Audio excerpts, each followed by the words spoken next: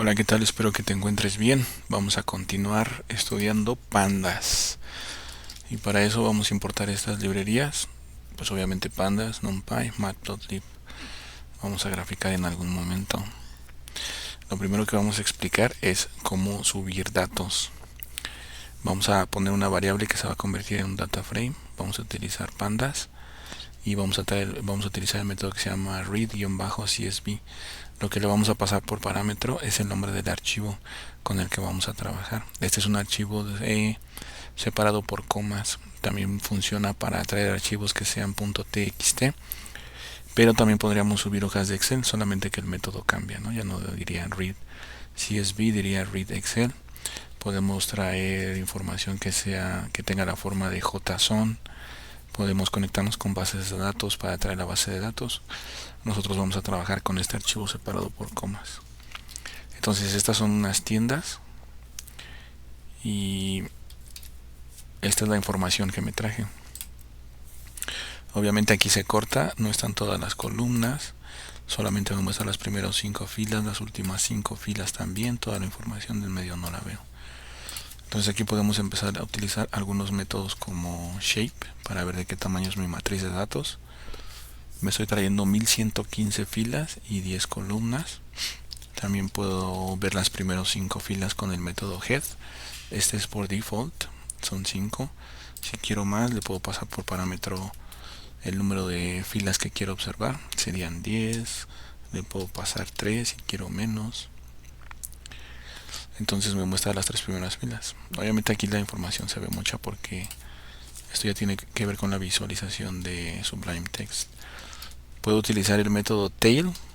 Este me va a traer las últimas 5 filas, igual por default.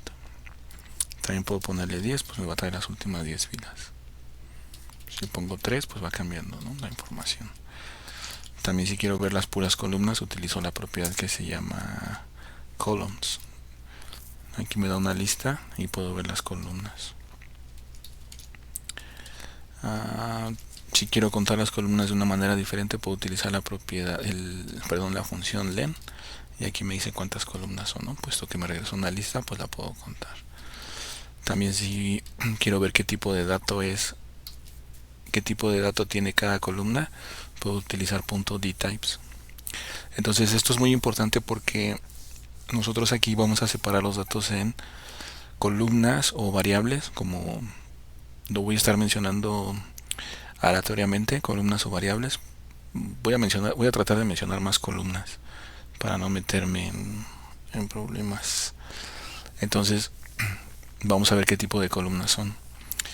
Nosotros las vamos a separar en dos tipos de columnas, que sean categóricas o que sean numéricas. Eso es todo. Todas las que digan object son categóricas y todas las que digan int de entero o float, inclusive las de datetime, esas van a ser numéricas. Así es como las vamos a separar. ¿Y por qué? Porque tienen diferente tratamiento. Las numéricas, pues podemos incluso sacar media, podemos sacar la desviación estándar, pero pues con las variables categóricas no. Las variables categóricas normalmente son texto, como los colores, ¿no? Verde, azul, rojo, primero, segundo, tercero, etcétera. Entonces básicamente lo vamos a separar en dos, categóricas y numéricas. Las que sean object son categóricas, las que sean int, float o datetime van a ser numéricas.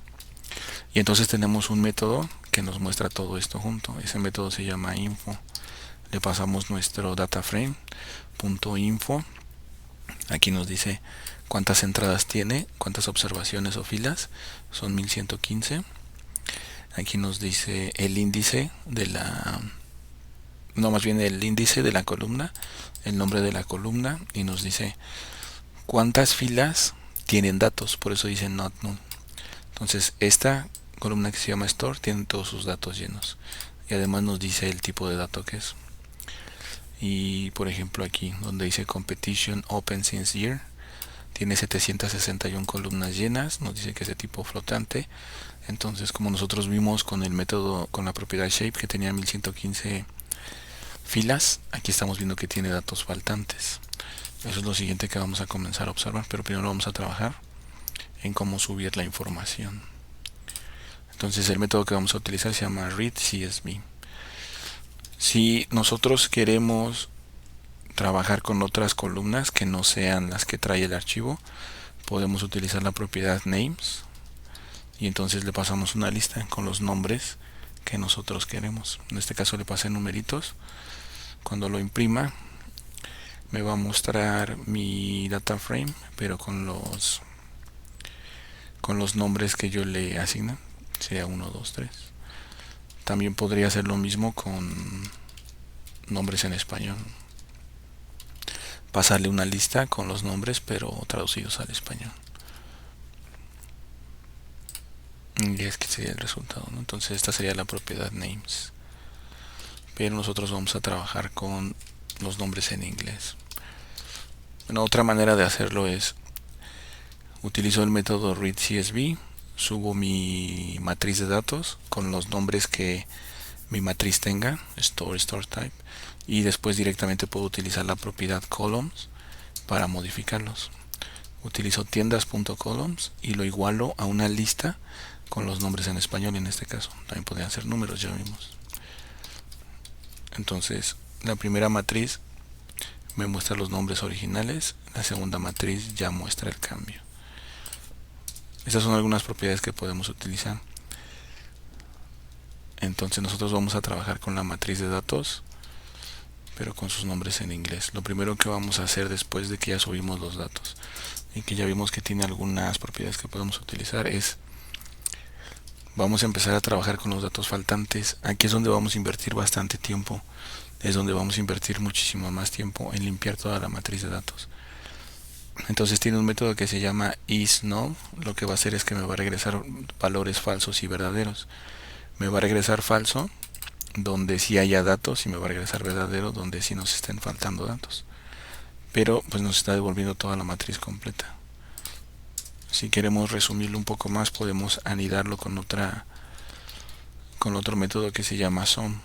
Aquí lo que va a hacer es devolvernos las columnas y nos va a devolver 0, donde nos indica que no hay datos faltantes. Pero aquí donde dice 354 o aquí donde dice 3, lo que está haciendo es que nos está contando los valores que son falsos para decirnos que ahí esos datos son los que están faltando. Este es el primer método, pero también existe otro método que es lo contrario, que es el not null. Igual, así nos muestra toda la matriz con valores falsos y verdaderos, pero como verdadero y falso es 1 y 0, lo podemos anidar con el método sum y entonces nos devuelve las columnas. Ahora nos va a decir cuántos 1115 valores sí tienen información, 761 tienen información, es decir, la operación contraria. Es más amigable verlo como porcentaje. Entonces utilizamos tiendas, el método isNull.sum y luego lo dividimos entre tiendas.shape y vamos a traer su primer dato que es el número de filas y luego lo vamos a multiplicar por 100 y eso nos lo va a convertir en porcentaje. Entonces aquí vemos un 31%, un 48%. Esto es más amigable para mí porque 31% es muchísima información perdida.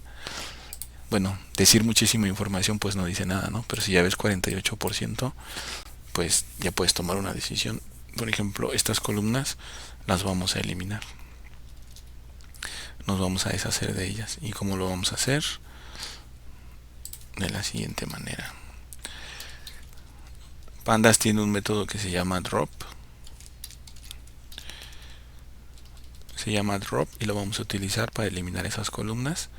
Por parámetro le vamos a pasar una lista con el nombre de las columnas que vamos a eliminar y tenemos que indicarle qué eje es. Entonces el 1 nos va a ayudar a identificar que sean las columnas y la parte de inPlace nos va a ayudar a que reemplace directamente este data frame. Entonces si yo imprimo, después de haber hecho esta operación, si yo imprimo mi data frame y el nombre de las columnas, solamente deberían de haber 5. Ya me eliminó todas las demás. Perfecto. Y entonces ahora podemos regresar otra vez la de info y solamente me va a dejar las 5 columnas con las que voy a trabajar. Y aquí por ejemplo nos siguen faltando 3 datos en competition distance. Esto lo vamos a ver en el siguiente video, cómo es que vamos a rellenar esos datos. Esto mismo que acabamos de hacer se puede lograr con esta otra forma. Igual vamos a utilizar el método drop, pero la sintaxis va a cambiar un poquito. Por parámetro, la primera palabra que vamos a utilizar es columns, igual, y le vamos a pasar la lista con los nombres que vamos a eliminar. Ese sería el cambio, utilizar directamente la palabra columns. Le ponemos in place para que nos modifique directamente el data frame, y cuando yo lo imprima, entonces voy a imprimir dos cosas. Primero las columnas, que son estas de aquí, y luego el info, y nos dan los mismos resultados. Entonces, de estas dos maneras podemos eliminar esta información. Ahora, ya que tenemos esos cambios, pues hay que trabajar con las filas. Por ejemplo, estos tres datos faltantes, pues sí los podemos rellenar. Podríamos utilizar la media, la moda, podríamos hacerlo de manera manual, ¿no? Entonces nosotros o los podríamos eliminar también, que todos quedarán como 1112, eliminar esas tres filas. Para eso existe otro método. Mira, primero vamos a ver, voy a dejar a un lado las columnas, pero vamos a ver las dimensiones. Entonces tengo 1115 filas, 5 columnas. Eso es en general, ¿no? Pero si yo le aplico un método que se llama dropna, este método, a diferencia del drop, este sí va a aplicar para las filas. Y luego lo voy a anidar con la propiedad shape después de aplicarle el dropna. ¿Cuál va a ser la diferencia? Que ahora me está eliminando esos tres valores, pero no solamente de la columna que le hacían falta, sino directamente a toda la matriz de datos. Por eso nos está dejando con 1112 filas. Bueno, tal vez esto sea sencillo porque nada más son tres datos, pero a veces no queremos hacer eso. Porque imagínate si de 1100 tiene 500, bueno, ya sería demasiado, ¿no? 200, 100, entonces nos eliminaría esas 100 observaciones o esas 100 filas, pero de toda la matriz. Entonces vamos a empezar a manipular este objeto en el siguiente video, el que se llama dropna. Y vamos a poner un ejemplo con una matriz más pequeña para que visualices qué es lo que vamos a hacer con nuestra matriz de datos original. Bueno, hasta aquí lo vamos a dejar. Pues muchas gracias, espero que te siga yendo muy bien. Para todos la luz, para todos todo.